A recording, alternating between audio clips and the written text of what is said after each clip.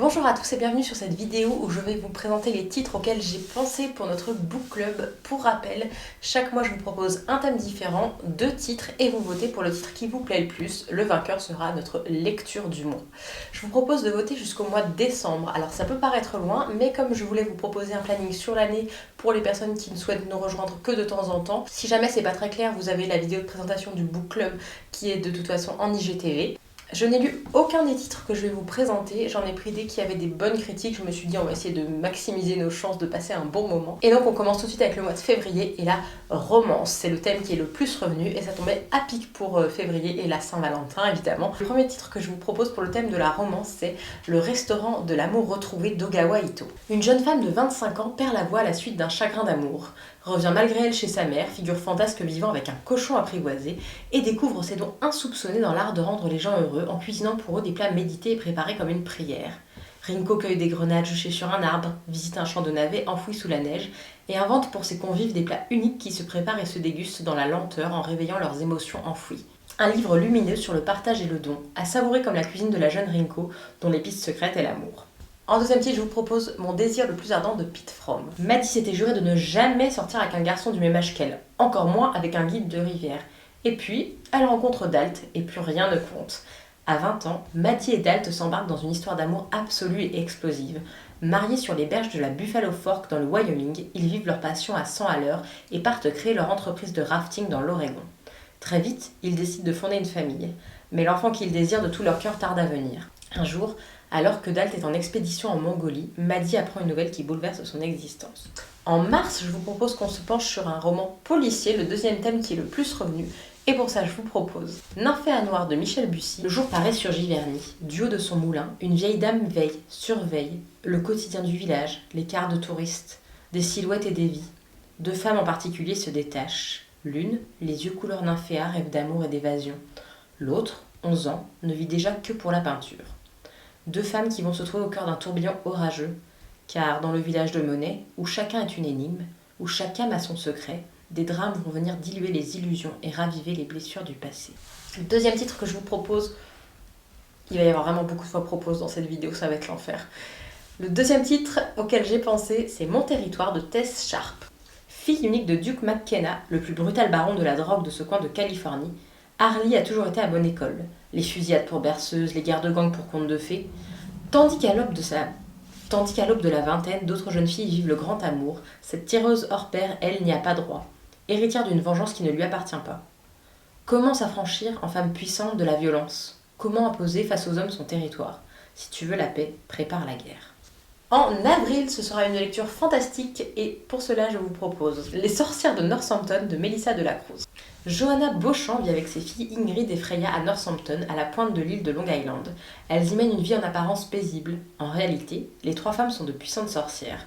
Ressusciter les morts, guérir les blessures et les peines de cœur, prédire l'avenir sont autant de pouvoirs qu'elles n'ont pourtant pas le droit d'utiliser. Jusqu'au jour où Freya, la fille rebelle, emportée dans un dangereux jeu de désir entre 2 frères, met son secret en péril. Quand Northampton devient le théâtre d'événements tragiques, les 3 femmes comprennent qu'elles ne pourront plus dissimuler leur vraie nature. Et ensuite, les livres d'Emmett Farmer de Bridget Collins. C'est possible d'effacer le chagrin, de soulager la peine, de dissimuler les secrets pour toujours. Le jeune Emmett Farmer travaille sur les terres familiales quand une lettre le convoque pour commencer son apprentissage. Il va devenir enlivreur, un art qui inspire la peur, la méfiance et suscite bien des superstitions.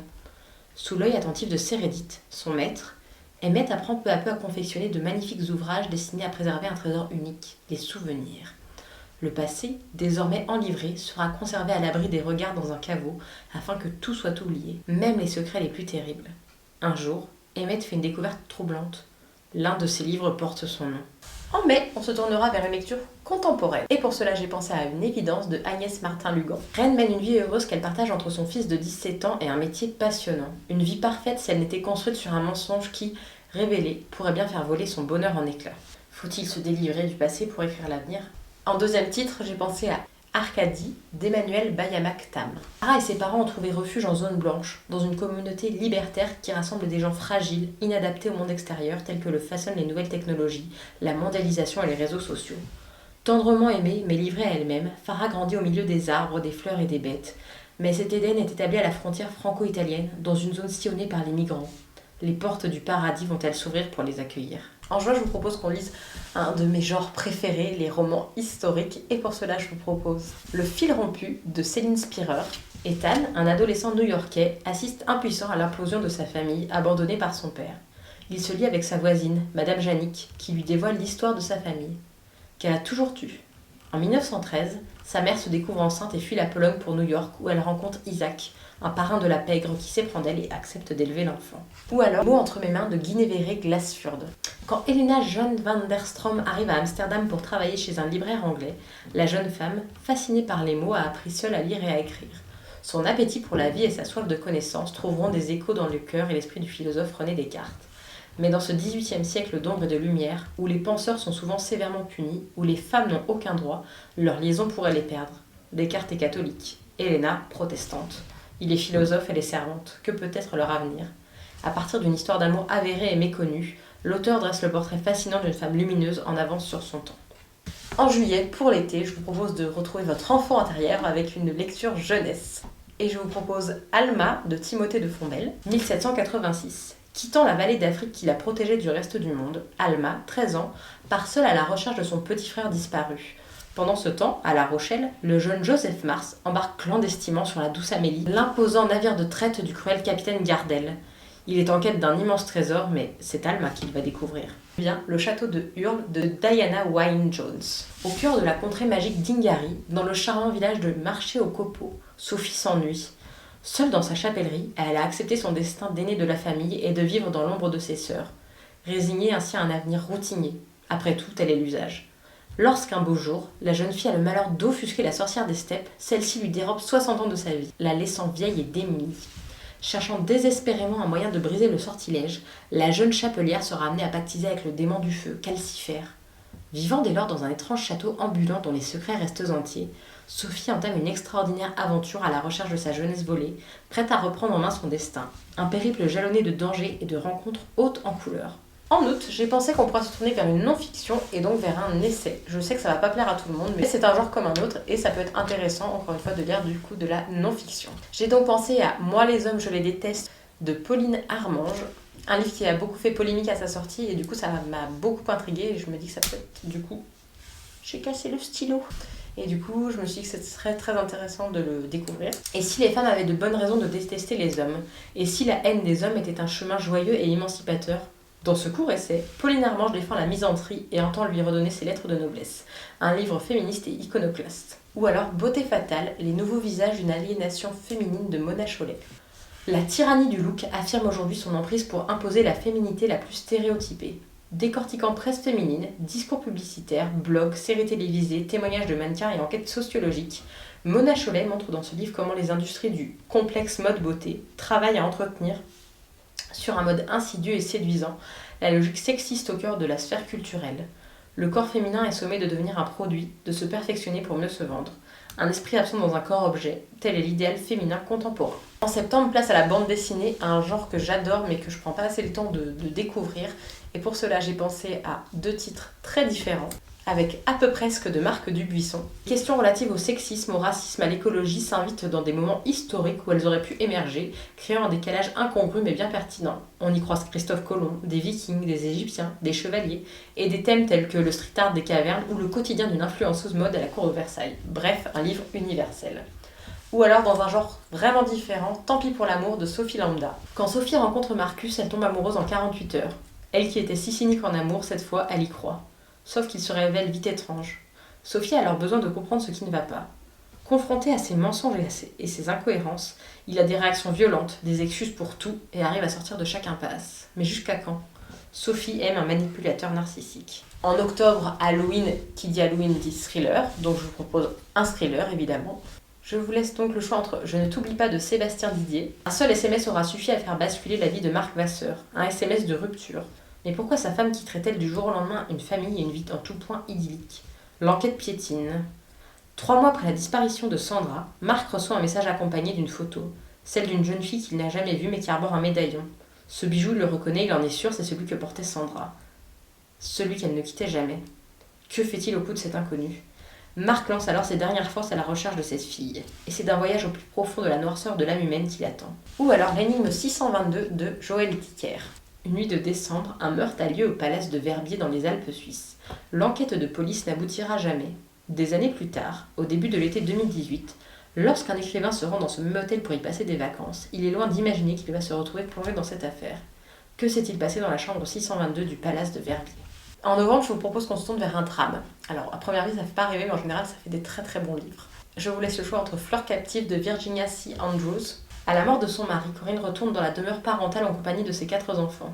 Malheureusement, la vie deviendra rapidement un enfer pour cette famille maudite.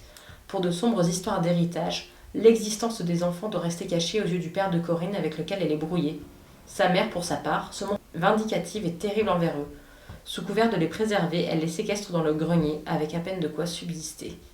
Alors pour oublier, ils font de cet endroit d'incertitude et de traumatisme le royaume de leurs jeux et de leurs rêves, le refuge secret de leur tendresse à l'écart du monde. Mais les jours deviennent des semaines et les semaines des mois. Très loin d'être au bout de leur surprise, dans cette atmosphère délétère de complots familiaux, leur seul objectif demeure de s'échapper, à n'importe quel prix. Ou alors, le chant d'Achille de Madeline Miller. Patrocle, le jeune prince maladroit, part en exil à la cour du roi Pélée.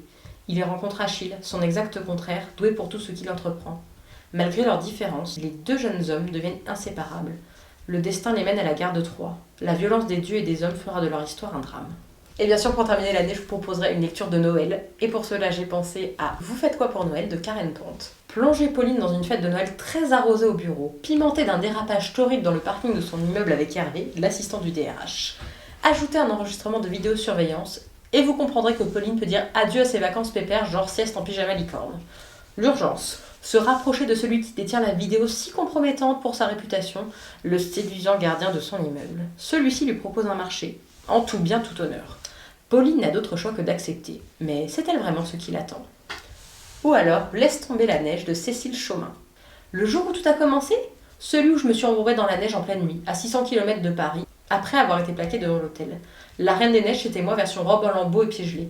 C'est là que j'ai cru voir un grizzly, un plantigrade genre Chabal, debout sur ses pattes arrière et plein de poils qui a rugi. « Qu'est-ce que vous faites sur ma propriété ?»